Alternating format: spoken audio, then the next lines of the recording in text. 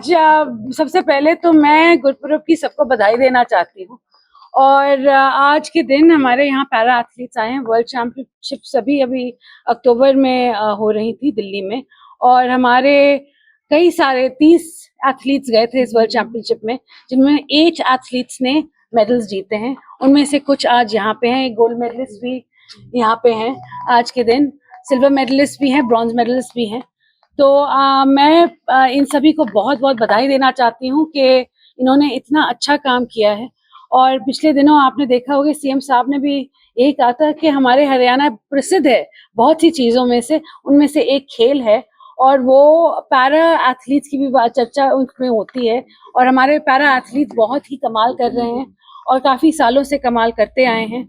तो हम सभी को इनको और भी प्रोत्साहित करना चाहिए, और आने वाले वक्त में हम सब इनके जैसे और भी एथलीट्स आगे आएं, उसी में हमारा प्रयत्न होना चाहिए। कोई जॉब या कोई ऐसी अपॉर्चुनिटी भी है इनके लिए, ये सिर्फ सामान जी, आज के दिन जो पॉलिसी है उसके तहत जहां जॉब्स मिलनी चाहिए वहां जरूर हमारी कोशिश है कि जल्द से जल्द जॉब मिले। लिंगानुपात में सुधार हुआ है हरियाणा में ना?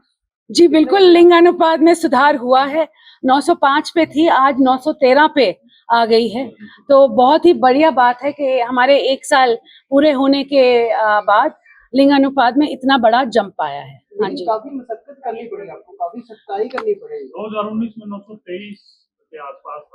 जी, वो उस टाइम था जब मैंने हेल्थ डिपार्टमेंट संभाला, उस टाइम नीचे चला गया था, जिसके लेके आप सभी मुझसे काफी चर्चा कर रहे थे। हमने सीएम साहब ने सब बहुत कोशिश की है इसमें कि आने वाले वक्त में हमारा लिंगानुपात ऊपर ही जाए।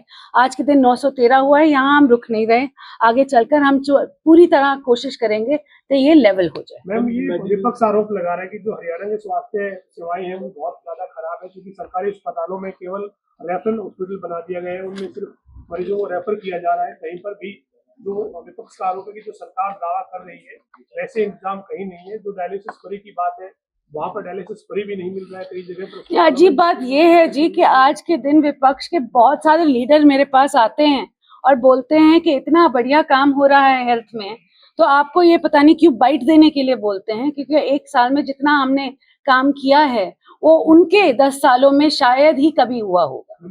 हाँ जी, कुछ मेडिसिन बंद की गई हैं शॉप्स पे, केमिस्ट शॉप्स जी। सिरसा में आपको मालूम है कि पिछले दिनों जो राजस्थान और मध्य प्रदेश में हादसे हुए थे, उसको लेकर सख्ताई की गई है। नड्डा साहब ने भी हमें आदेश दिए हुए हैं, और जहां जहां हमने बोला है सारे फार्मेसी वालों को कि जहां जहां ये मेडिसिन बिक रही हैं इनको प्लीज ना बेचें और इनको वापस लें।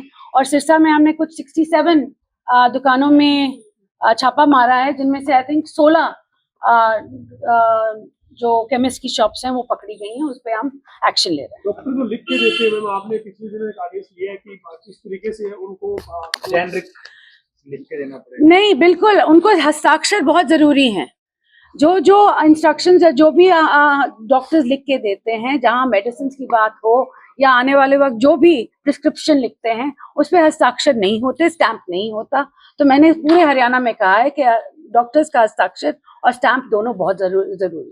मैम, पाकिस्तान एक जत्था गया, उसमें से कुछ हिंदू जो जत्थे के अंदर थे उनको वापस भेज दिया गया। 15 से 20 लोग हैं जो 2000 के जत्थे से वापस कर दिए, just because they are Hindu.